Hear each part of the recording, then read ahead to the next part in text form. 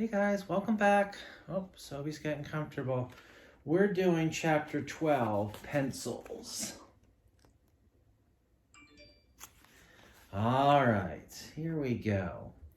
Pencils. Jason borrowed a pencil from Allison. When he gave it back to her, it was full of teeth marks. Allison held the pencil by its point. Yuck, she said. You chewed on it. Josh felt awful. It is very embarrassing to borrow somebody's pencil and then chew on it. Sorry, he said. I didn't do it on purpose. So, can you stay for a little while? Why don't you come stay with us? You want to stay here with us? All right, that sounds like a good plan. We're reading a good chapter now. All right, you ready? Can I continue on? All right, here I go. You can keep it, said Allison. She dropped the pencil on Jason's desk, then raised her hand. Mrs. Jules, can I go to the bathroom? I have to wash my hands. Jason slobbered all over my pencil. Everybody laughed. Jason turned red. I'm sorry, Allison, he said. I know it's a disgusting habit. I just can't help it. Don't let Jason touch any of my books, said Allison as she headed out of the room. He might eat them. Everybody laughed again. Here, you can eat my book, Jason, said Todd. I don't like it anyways. Mrs. Jules made Todd write the name on the blackboard under the word discipline. Jason was so mad at himself he broke the chewed up pencil to bits. That wasn't a smart thing to do. Everybody, take out a pencil and a piece of paper, said Mrs. Jules. It's time for our spelling test. Jason slapped himself on the forehead. It's so stupid, he thought. Rondi, may I borrow a pencil, please, he asked. Rondi had a face. All my pencils are new, she said. How do I know you won't eat it? I won't, said Jason. I promise. You better not, said Rondi. She gave him one of her pencils. It was new and freshly sharpened. Jason liked the way it smelled. The first word is orchestra, said Mrs. Jules. Jason tried to remember how to spell orchestra. He stuck the back of the pencil in his mouth. Second word, garbanzo. Jason chewed on the eraser. When the spelling test was over, Rondi's pencil was worse than Allison's. Jason looked at it in horror. He didn't even remember chewing it. Oh no, he thought. What am I going to do? He stuck it inside his desk. Jason, may I have my pencil back, please? Asked Rondi.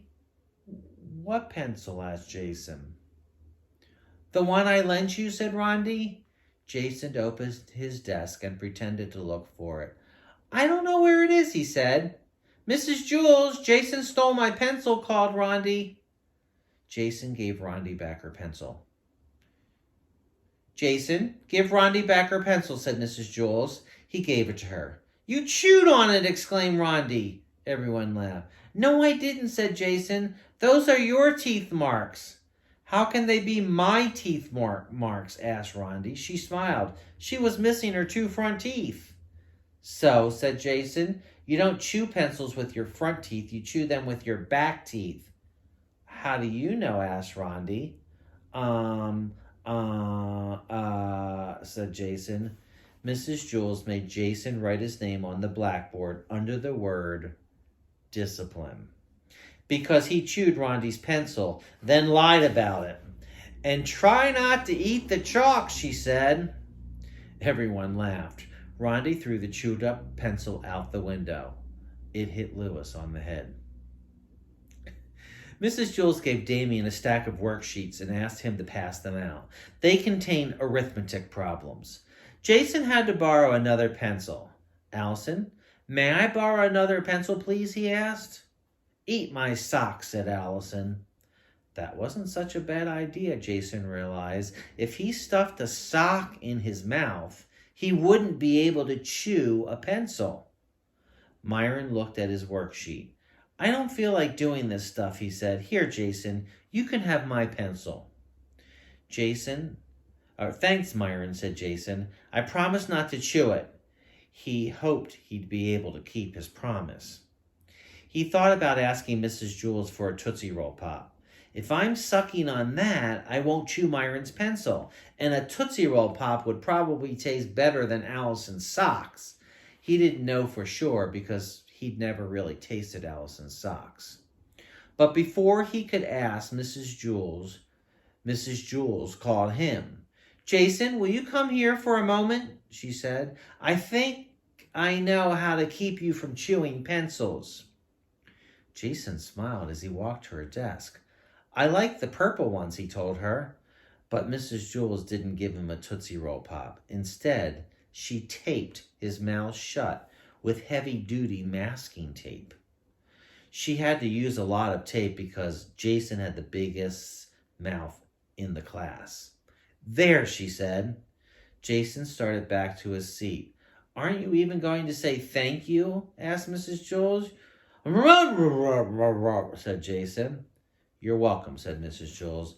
"Hey, Jason," teased Allison, "you look like a mummy." "Don't sneeze," said Rondi. "You'll blow your head off." They both laughed. Jason said back to them. It was a very bad thing to say. He wasn't supposed to say those kind of words. "You better not pull the tape off," said Rondi. "You might rip your lips off." They both laughed again. Jason had never been more embarrassed in his whole life. His ears burned as he set to work on the arithmetic problems.